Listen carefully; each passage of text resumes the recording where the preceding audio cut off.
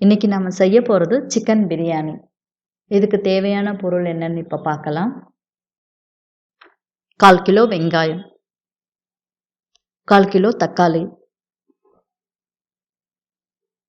5 பச்சை மிளகாய், நல்ல நீட்டு மிளகாயாக இருக்கணும், கொத்தமல்லி சிறிதளவு, புதினா சிறிதளவு. இது இரண்டையும் கட் பண்ணி வச்சுக்கணும். நம்ம இஞ்சி பூண்டு விழுது 2 ஸ்பூன், பட்டை லவங்கம் ஏலக்காய், அனாச்சி முக்கு, 1/2 kilo basmati rice, 1/2 kilo chicken முதல்ல நல்லா க்ளீன் பண்ணிவிட்டு 3 ஸ்பூன் நம்ம தயிர் சேர்க்கணும், கொஞ்சம் இஞ்சி பூண்டு விழுது, மஞ்சத்தூள், மிளகாய்த்தூள் ப்ளைன் மிளகாய்த்தூள் 1 ஸ்பூன், மஞ்சள் தூள் சிறிதளவு, உப்பு 1/2 kg சிக்கனுக்கு தேவையான அளவு உப்பு. இதை சேர்த்து இதை நல்லா கலந்து நாம் ஒரு 1/2 அன் ஹவர் ஊற வைக்கணும்.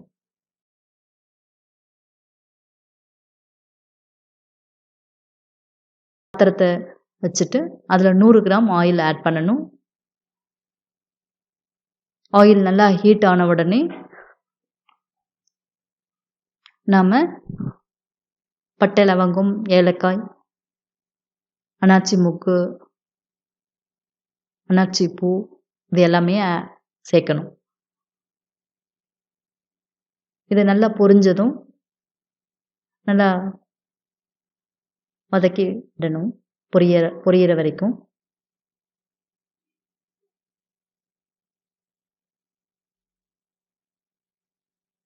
பட்டை லவங்கம் பொரிந்ததும் நம்ம வெங்காயம் ஆட் பண்ணணும். 1/4 கிலோ 1/2 kg சிக்கனுக்கு 1/4 கிலோ வெங்காயம். அதை நல்லா வதக்கி விடணும். நல்லா ப்ரௌனிஷ் கலர் வர வரைக்கும் நம்ம வதக்கணும். இதை நல்லா வதங்கணும்.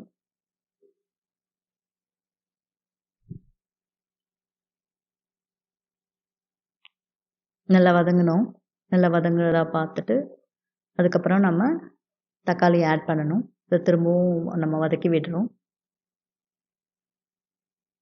இப்போ நம்ம தக்காளி ஆட் பண்ணுறோம். தக்காளி சேர்த்து தக்காளியும் சேர்ந்து நல்லா வதங்கணும். நம்ம அந்த பாஸ்மதி ரைஸை ஒரு 1 டைம் நல்லா வாஷ் பண்ணிவிட்டு அதை ஒரு 1/2 அன் ஹவர் அதையும் ஊற வச்சிடணும்.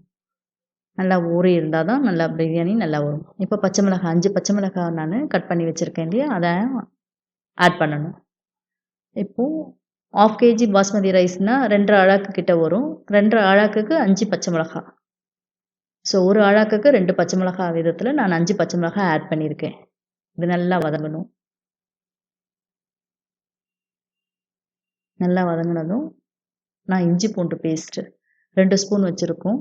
ஏற்கனவே 1 ஸ்பூன் நான் சிக்கனில் கலந்துட்டேன். இது மீதி இருக்கிற இஞ்சி பூண்டு விழுது நான் இப்போ ஆட் பண்ணிவிட்டு நல்லா வதக்கி விடுறேன். இது நல்லா அந்த எண்ணெயில் நல்லா வதங்கணும். நல்லா வதக்கினதும் நான் கொத்தமல்லியை சின்னதாக நம்ம கட் பண்ணி வச்சுருக்கோம். இந்த கொத்தமல்லியை ஆட் பண்ணுறோம். புதினாவையும் நான் கட் பண்ணி வச்சுருக்கேன், அதையும் ஆட் பண்ணுறோம். அதையும் நல்லா நம்ம வதக்கி விடுறோம்.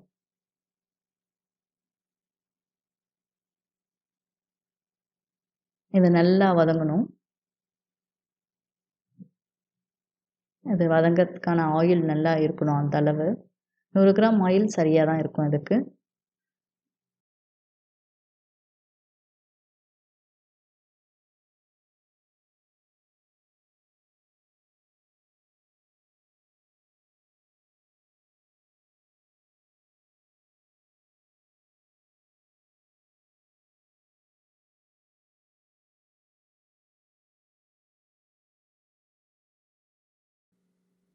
இந்த கொத்தமல்லி, புதினா, வெங்காயம், தக்காளி எல்லாம் நல்லா வதங்கினதும் நம்ம சிக்கனை இதில் போடணும். சிக்கன் நல்லா ஏற்கனவே நம்ம சுத்தம் செஞ்சு நம்ம ஊற வச்சுருக்கோம். அந்த சிக்கனை இதில் ஆட் பண்ணணும். ஆட் பண்ணிவிட்டு நல்லா வதக்கி விடணும்.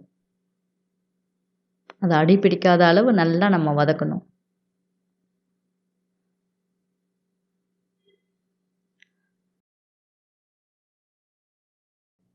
சிக்கன் நல்லா வதக்கி விடணும். இப்போ நம்ம கர்டை ஆட் பண்ணுறோம். 100 ml கர்ட் நம்ம வாங்கிட்டு அதில் 3 ஸ்பூன் சிக்கனோட ஆட் பண்ணியிருந்தோம் ஏற்கனவே. மீதி இருக்கிற தயிரை இதில் ஆட் பண்ணிக்கணும்.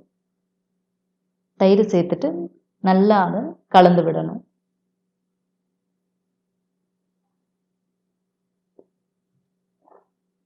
நல்லா கலந்து விட்டுட்டு இப்போது இதுக்கு பிரியாணிக்கு தேவையான அளவு உப்பை நம்ம சேர்க்க போகிறோம். ஏற்கனவே சிக்கனுக்கு 1/2 kg சிக்கனுக்கு தேவையான அளவு உப்பு சிக்கனில் சேர்த்துருந்தோம். இப்போ பிரியாணிக்கு தேவையான அளவு உப்பை நம்ம சேர்க்குறோம். காரம் 2 ஸ்பூன் பிளைன் மிளகாத்தூள் நம்ம போட்டோம் இல்லையா, அதுவே சரியாக இருக்கும். பச்சை மிளகாவும் காரமும் அந்த பிளைன் மிளகாத்தூளும் அந்த காரமே நல்லா சரியாக இருக்கும். இன்னும் ஆட் பண்ண வேண்டியது அவசியம் இல்லை. மஞ்சள் தூள் மட்டும் கொஞ்சம் ஆட் பண்ணணும்.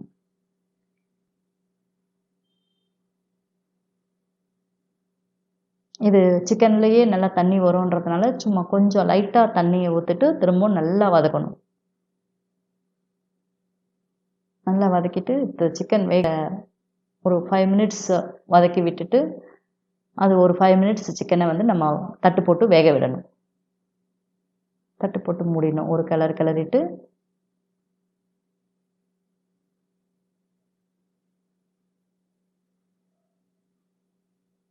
நல்லா கிளறிட்டு இப்போ நான் அதை மூடி ஒரு 5 மினிட்ஸ் வேக வைக்க போகிறேன்.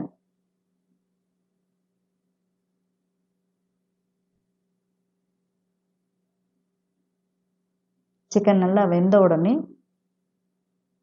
அந்த சிக்கனை ஒரு சின்ன கிண்ணத்தில் நான் எடுத்து வச்சுக்கிறேன். பாருங்கள், இந்த பெரிய பெரிய பீஸாக இருக்கிறதெல்லாம் எடுத்து நான் ஒரு சின்ன கிண்ணத்தில் தனியாக எடுத்து வச்சுக்கிறேன்.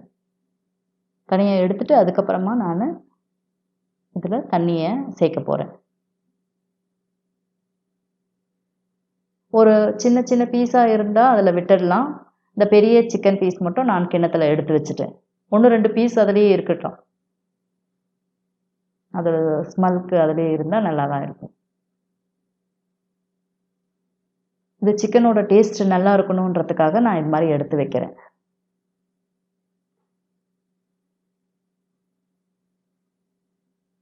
இப்போ நான் 2.5 டம்ளர் அரிசி நான் சேர்த்துருக்கேன். இதுக்கு 4.5 டம்ளர் வந்து நான் தண்ணி ஆட் பண்ணுறேன். அதாவது 1க்கு 2ன்னு சொல்லிட்டு நார்மலாக நம்ம எல்லாத்துக்கும் சாப்பாடுக்கு நம்ம சேர்ப்போம். ஆனால் இதில் வந்து பாஸ்மதி ரைஸ்க்கு ஒரு 1/2 டம்ளர் கம்மியாகவே நான் சேர்க்குறேன். அப்போ தான் வந்து அந்த ஆயில் எல்லாமே சேர்ந்து நல்ல அரிசி நல்லா குழையாமல் நல்லா நீட்டாக நமக்கு நல்லா பிரியாணி அரிசி ரொம்ப நல்லா தெரியும். பாஸ்மதி ரைஸ் வந்து நல்லா நீட்டமாக இருக்கும். இதில்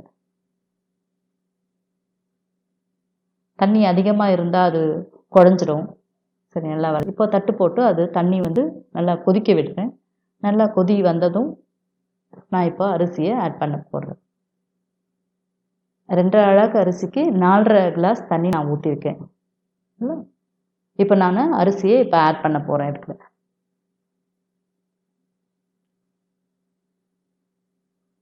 அரிசியை போட்டுட்டு நல்லா தொழவி விடணும்.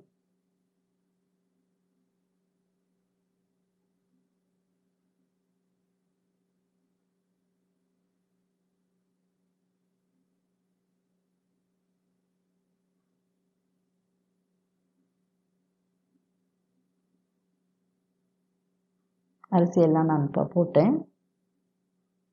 இப்போ நல்லா கிளறி விடுறேங்க.